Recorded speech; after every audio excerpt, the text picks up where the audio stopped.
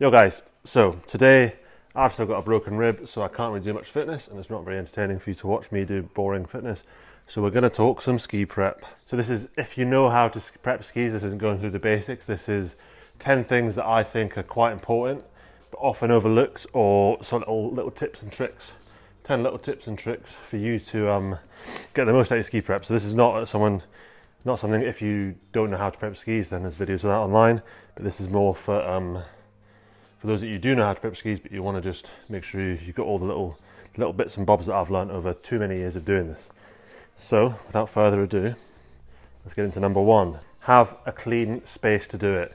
If you think about these guys, you're never going to win a race by having fast skis, but you can lose a race. And there's definitely time to be had. So have a clean, that's including your box, have a clean box, have a clean space. And I know that's annoying when you've got a group of teammates making a mess on your bench, all that, we've all been there. The bases are porous, basically. And if you think about it like a skin, you don't want to get your skin all greasy, you want to make it nice and clean. So you want to have your boxes clean, you want to keep your wax separate from your files, from your everything. And a little update on that as well. But you see this black stuff here, it happens naturally with a file guide. You want to get that clean. It's going to, as you do your edges, it is going to gunk up and get black, little sort of splotches, but you scrape that off every time, keep it all clean. You've seen the guys with bloody shopping bags, bloody Aldi shopping bag, you know what I mean? Come on. Right, number two, you get your file, you file it all to exactly whatever degree you've chosen, probably 97 if you're a racer, and then you get this and you just go freewheel it, and it's all wiggling around everywhere. Now, I know that's a lot of people do that, and a lot of people like it because you can put a little bit of a hook onto it, a bit more than that. I disagree. I think if you've chosen 86 or 87, put it in the file guide and make sure it's at 87, because a lot of people just go, don't actually get the ski sharp with the file, thwack a big lip on it, go, oh, that's well sharp. After 2 runs, lip's gone, and you're back on blunt skis. So just do it onto the right angle. You've chosen that angle for a reason. Pretty simple. But it makes it repeatable. So every time you do it, you know the skis are going to be exactly the same because they're in a file guide that is that degree. It's not you just freewheeling at the end. And no matter how everyone goes, I'm like a sensei, I can do it perfectly. Obviously, if needs must, you don't have one of these up a hill, you've got to do what you got to do. But most of the time, in a guide, way better. Number 3. So I've said before, I like these ones with the clamp on it because you can't, once it's not moving anywhere, is it? Second best to that is this little guy. It's a bit in the way and a bit finicky, but that's going to hold it down, isn't it? Third best, which I've not actually got because I don't use them, is these clampy ones, right? They're the easiest, they're the quickest, and they work with these ones that are well cheap. But if you think about it there, make sure your file is actually at the edge angle you want it. So if you think about this one, this guy doesn't move anywhere. Once he's in, he's set, and that is not going anywhere, is it? Not wobbling at all here. When I was a kid, I'd do this, I'd get one of the little things on, and because it's not that strong, it's no stronger than that, when you put pressure on your ski, this thing's bending all over the place. So get one of these, that's way better. A couple of extra quid, but you don't have to worry about losing this thing, and that's just set in stone, you're gonna go right. Number 4, get yourself a light.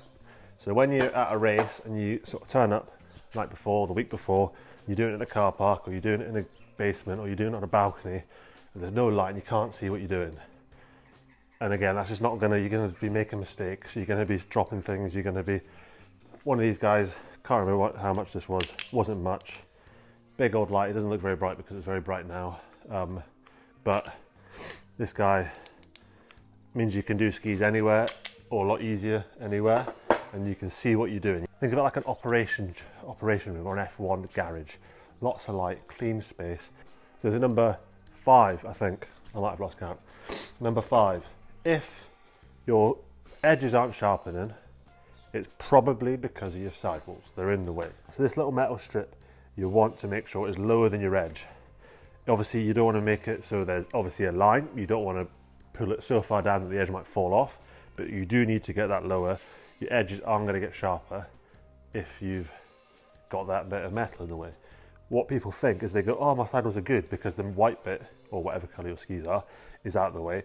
But this little metal guy, and the amount of times when I was a kid, and I would just be sharpening for hours and hours and hours. And I'd be like, why do they get sharp? Why do they get sharp? The sidewalls are fine, but they're not. That little metal guy is not part of the edge. I don't know what he's part of, but we don't want him there. We want him a bit further down than the edge. And then they'll sharpen 9 times out of 10 beautifully. So if you cannot sharpen, it's almost always the metal strip. I don't know if it has a name. I just call it the metal strip. On the outside is on above your edge, almost always. Number 6, I think, is a jump on for that again. Make sure your sidewalls are clean. This is just a thing for me. You got to have nice looking sidewalls. That's what the pros do. That's what the cool kids do. You got to have. I remember one year I had black sidewalls on my Dynastars, or the orange. Anyway, they were a certain colour, and I could put something there and you could see a reflection of it. I got a bit anal with it, but that was so. You got to have them. I don't know why. It don't think it actually does anything, but for me, you just got to have a nice set of clean, smooth sidewalls. It gives me the ick if someone's got and the way to do that is with lots of sandpaper and patience. You see people going, I want it, whatever it is, this much down, so they just whack the sidewall remover to that much down and try and take off like half a centimetre of sidewall at once. No. You got to just, like in Surf's Up, you got to peel it away slowly, smooth, and you'll eventually get there. If you try and take too much off, it's going to womp, womp, like a big tractor. You look like you've ridden a tractor over your skis. So slow it down, smooth it off. This is another ick that I don't like, is when people have a race pair and a training pair. And I know practicalities of sometimes skis get damaged and they become one you can only use for training.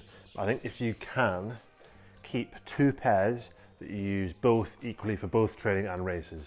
When you first get them, people go, this is my race pair and this is my training pair. Don't do that. Have pair 1, pair 2. You try and use both. You're going to have, obviously, halfway through the season, you might hit a rock. Obviously, that's going to happen. You probably want to race more on the pair that you've not hit a rock on. But if you can, keep both in as good condition as possible and keep both options to race. Why? Because say you've got a race pair and a training pair and you race once a week and you train 5 times a week, those 5 times a week training pair is going to get so much softer than your race pair. So keep them both using as consistently as possible, which means that they both sort of stay the same, more so, even if, just supposed to be the same, and they're both the same ski. So when you don't, so when they both do inevitably get softer, at least they're both the same and you're racing on what you're training on. Another thing is, people are worrying about their waxes. What wax should I use tomorrow? I'm going to use blue, I'm going to use purple, I'm going to use indigo, I'm going to use a rainbow, I'm going to bloody, you know what I mean? Oh, are you going to use fluoro? Can't use fluoro. Caught you out there, you're cheating, aren't you? I know you are. I see you. Cheat. I'm gonna out you. I see you all. Loads of people doing suspicious activities in between races. Oh, they spend so much time worrying about the waxes, worrying about all this, worrying about blah, blah, blah. And you look at their bases and they just spend 10 minutes scraping and brushing, and then they go to the race and it's still full of wax. Well, not full of wax, obviously you've got 95% is wax out, but that 5% is going to slow you right down. But make sure your skis are brushed properly before the race, especially if you're spending money on race wax. To help with that, if you're a lazy bastard like me, get a roto brush. I honestly think I've beaten kids that are way faster than me, especially back in the day on a flat GS. I'd beat kids that were so much better than me just because my skis were running faster. Brush your fucking braces properly, I feel like Eddie Abu. Fucking wake the fuck up, guys. Brush your fucking skis. Come on. Sorry, you've hit a nerve there.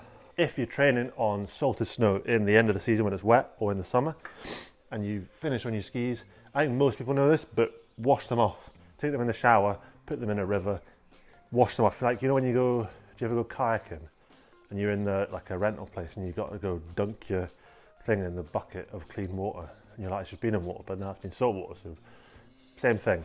Clean your skis off, get all the salt off. So if salt gets on the base, it's going to dry them up, and all that waxing you've been doing is going to be reversed.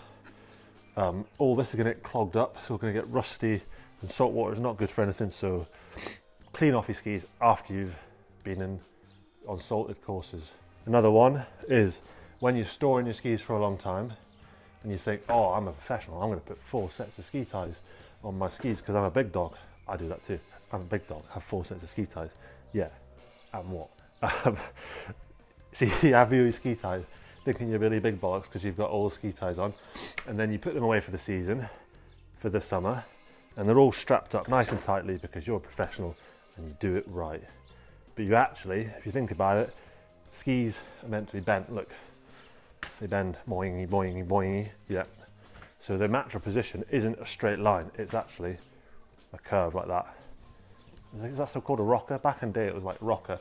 Got your rocker. The Rosnios had a rocker on, and everyone's like, you need the Rossi with the rocker. Anyway, so it's got a curve to it. A ski is not perfectly flat.